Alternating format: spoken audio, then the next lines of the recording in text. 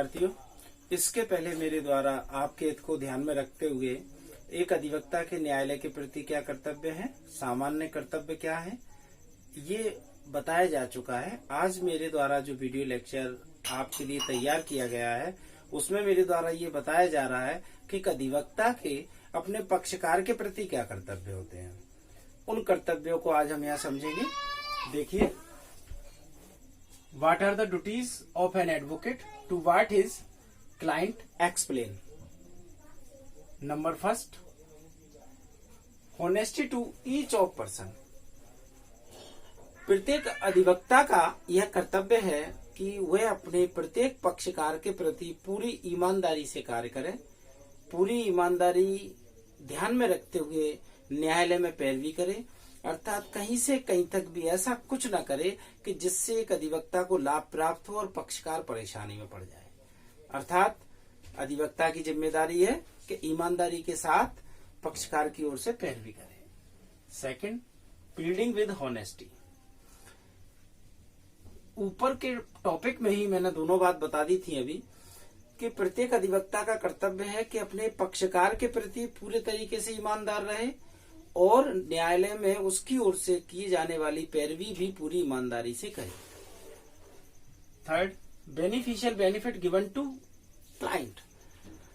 जब भी अधिवक्ता को ऐसा प्रतीत होता है कि कोई हित मैं अपने पक्षकार को दिला सकता हूं, तो ऐसा प्रत्येक हित उसे अपने पक्षकार को दिला देना चाहिए और उस पक्षकार के हित को ध्यान में रखते हुए न्यायालय से मांग करना चाहिए। और ऐसी मांग जब वो है समुचित समय में करेगा तो वह लाभ उस पक्षकार को मिल जाएगा। Fourth, good behaviour. प्रत्येक अधिवक्ता का यह कर्तव्य है कि वह अपने पक्षकारों के प्रति अच्छा व्यवहार रखे, अच्छे तरीके से पेश आए। अगर कोई बात उन्हें समझ में नहीं आती है तो प्रॉपर तरीके से समझाने की कोशिश करे, उस लहजे उस भाषा में समझाने की कोशिश करे जिसमें वह समझ सके। लेकिन ध्यान रहे, ऐसा ना किया जाए कि साहब वो तो इसी भाषा में समझते हैं और हम ऐसे ही इनको समझाएंगे, वो गलत है। Fifth, each of communication confidential. अधिवक्ता के ऊपर एक बहुत बड़ी जिम्मेदारी होती है। उसका पक्षकार उसको मामले से संबंधित प्रत्येक बात, मामले से संबंधित सारे दस्तावेज इस विश्वास के आधार पर सौंप देता है कि ये हमारे एडवोकेट हैं, ये हमारे अधिवक्ता हैं, हमारी ओर से न्यायालय में कार्रवाई कर रहे हैं, हमारी ओर से न्यायालय में पैरवी कर रहे हैं, ये जो करेंगे हमारे हित में करेंगे। तो जब एक पक्षकार अपने अधिवक्ता के ऊपर इतनी जिम्मेदारी रख देता है, इतना विश्वास कर लेता है, तो अधिवक्ता की भी जिम्मेदारी बनती है, उसका भी कर्तव्य बनता है कि वह अपने पक्षकार के उस विश्वास पर खरा उतरे और उसके द्वारा बताई हुई प्रत्येक बात, उसके द्वारा दिया हुआ प्रत्येक दस्तावेज पूरी ईमानदारी से अपने पास रखे, उसकी गोपनीयता बनाए रखे, उसको किसी को भी बताए ना, कम्युनिकेशन कन्वे ना करे। Sixth, adequate fees.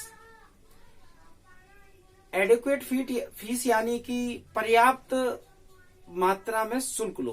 पर्याप्त मात्रा में शुल्क लेने से तात्पर्य यह नहीं है कि किसी बर्तन को ऊपर तक भर दिया जाए। मेरा मानना है कि शुल्क ऐसी होना चाहिए कि हम व्यवसाय कर रहे हैं, अगर कुछ लेंगे नहीं तो परिवार कैसे चलेंगे। और हमारे सामने खड़ा हुआ पक्षकार मजबूरी का मारा हुआ एक इंसान है, परेशानी से त्रस्त है, उसका व्यक्ति मारा गया है, या उसका खेत किसी ने छीन लिया है, या उसका प्लॉट किसी ने छीन लिया है, या कोई व्यक्ति पैसे लेकर मुकर गया है, तो वो भी परेशान है। अर्थात कहने का तात्पर्य मेरा ये है कि प्रत्येक अधिवक्ता को फीस लेना आवश्यक है, जरूरी है, अनिवार्य है, लेकिन इतना ले कि उसका जीवन निर्वाह हो जाए और पक्षकार को परेशानी का सामना न करना पड़े, कहीं उसको कोई तकलीफ ना हो। Seventh, notice to client.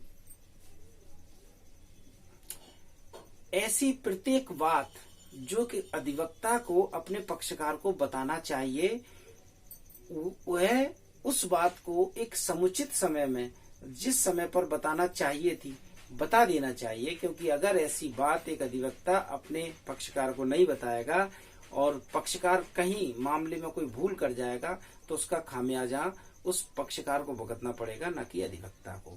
तो अधिवक्ता की थोड़ी सी जागरूकता पक्षकार को किसी बड़ी परेशानी से बचा सकती है।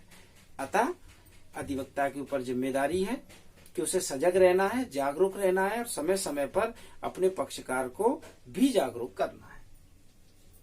8th, represent to court at the part of client.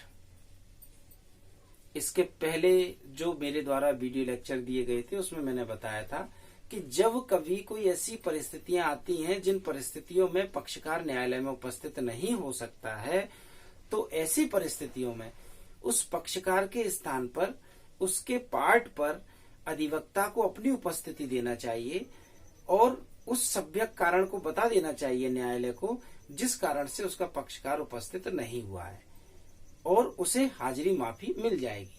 अगर एक अधिवक्ता ऐसा कार्य नहीं करता है तो उस पक्षकार के प्रति न्यायालय को गलत संदेश जाएगा और न्यायालय हो सकता है उसके विरुद्ध वारंट या गिरफ्तारी वारंट जारी कर दे, जिससे वो पक्षकार समस्या में आ सकता है। 9th, not to use undue influence. बात अगर हम अनड्यू इन्फ्लुएंस की करेंगे तो इंडियन कॉन्ट्रैक्ट एक्ट 1872 आ जाता है, क्योंकि अनड्यू इन्फ्लुएंस को डिफाइन इंडियन कॉन्ट्रैक्ट एक्ट 1872 में किया गया है और वहां बताया गया है अनड्यू इन्फ्लुएंस यानी कि असभ्यक असर।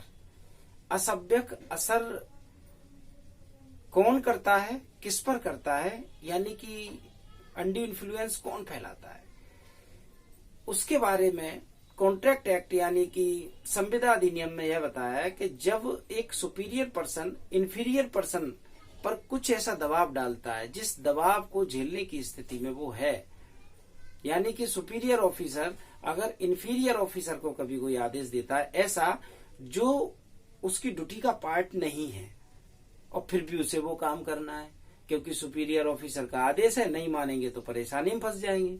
It is a undue influence.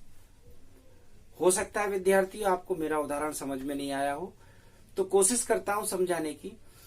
मान लीजिए जैसे मैं टीचर हूं और आप मेरे स्टूडेंट हो। आप कॉलेज में पढ़ने आए, मैं क्लास ले रहा हूं, मैं भी पढ़ा रहा हूं, आप पढ़ रहे हैं और क्लास खत्म होने के बाद मैं आपसे ये कहता हूं कि आप कहाँ जाएंगे। आपने कहा हम दाल बाजार जाएंगे। दाल बाजार जाओगे तो एक काम करो, पैसे लेते जाओ, 2 किलो आलू और 2 किलो गोभी लेते जाना और दाल बाजार में फलानी फलानी जगह पर मेरा घर है, वहां कॉल कर देना, मैडम आ जाएंगी, या मेरे घर जाकर सब्जी दे आना। तो क्या it is a part of study? No. क्या आप बाउंड थे इस कार्य को करने के लिए? नहीं। क्या मेरा अधिकार था आपसे ऐसा कार्य कराने का? नहीं। लेकिन मैंने कराया और आपने किया। क्यों? मैंने इसलिए कराया कि मुझे लगता था कि मैं कहूंगा आप मना नहीं करोगे क्योंकि डर है, और आपने इसलिए मना नहीं किया क्योंकि मना करेंगे पता पड़ा कहीं कोई काम कॉलेज में है तो सर परेशानी खड़ी ना कर दें अपने लिए, सर से पढ़ना है, क्लास में आना है। तो it is a undue influence, असभ्यक असर, जिस असर को डालने का आपका अधिकार नहीं था और आपने फिर भी वो असर डाल दिया। 10, बेनिफिट ऑफ लीगल एड।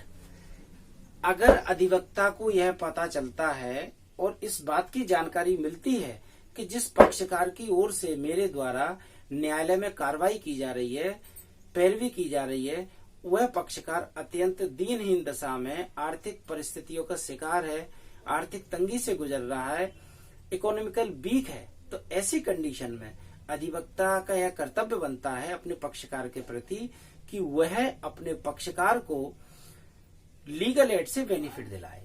और प्रत्येक डिस्ट्रिक्ट कोर्ट, हाई कोर्ट में लीगल एड का सेल होता है, वहां जाकर एक आवेदन देना है और उसका लाभ उसके पक्षकार को मिल जाएगा। विद्यार्थियों, आज का मेरा वीडियो लेक्चर यहीं समाप्त होता है और मेरे द्वारा ये कोशिश निरंतर अनविरत चालू रहेगी कि आपको मेरे वीडियो लेक्चर कंटिन्यू मिलते रहें। धन्यवाद।